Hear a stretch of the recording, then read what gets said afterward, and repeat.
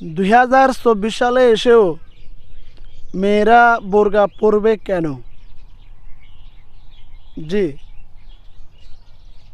নবনিযুক্ত ঢাকা শিল্পকলা একাডেমির মহাপরিচালক সৈয়দ জামিল আহমদ স্যার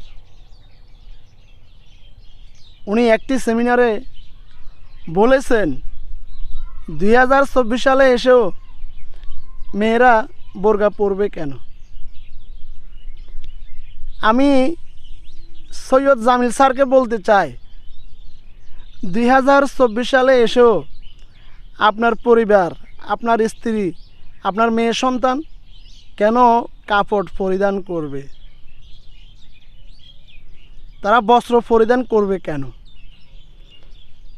যদি তারা বস্ত্র পরিধান করে তাহলে আমার মুসলিম মা, মুসলিম বোনেরা কেন বোরকা পরবে না?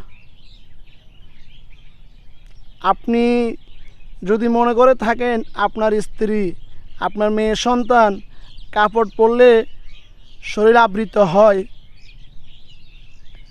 তাহলে আমার মুসলিম বোনেরা, মুসলিম নারীরা এই কাপড়ের উপর আরেকটা কাপড় মানে হচ্ছে বোরকা, পর্দা যাই বলেন সেটা পরলে দোষের কোথায়?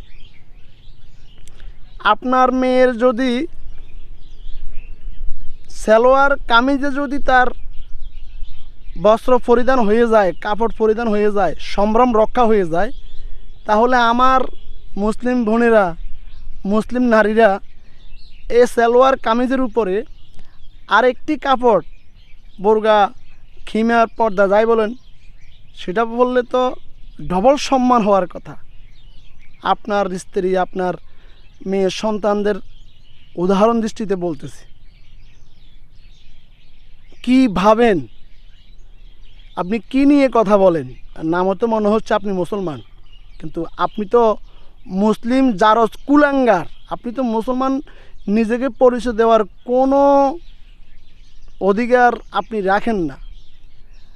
বোরকা, পর্দা হচ্ছে আল্লাহর একটি বিধান।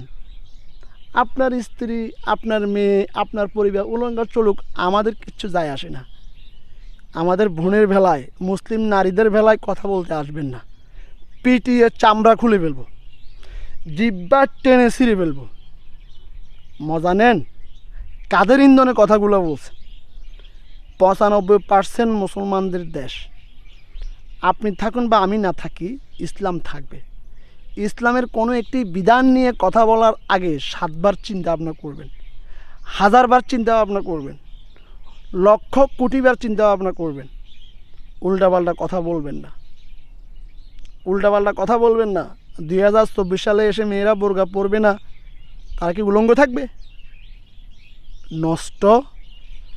আমি কর্তৃপক্ষের দৃষ্টি আকর্ষণ করতে চাই, ইনি এই কথা বলার, সৈয়দ জামিল আহমদ এই কথা বলার জন্য ওনাকে উন্মুক্ত ময়দানে এসে ক্ষমা চাইতে হবে।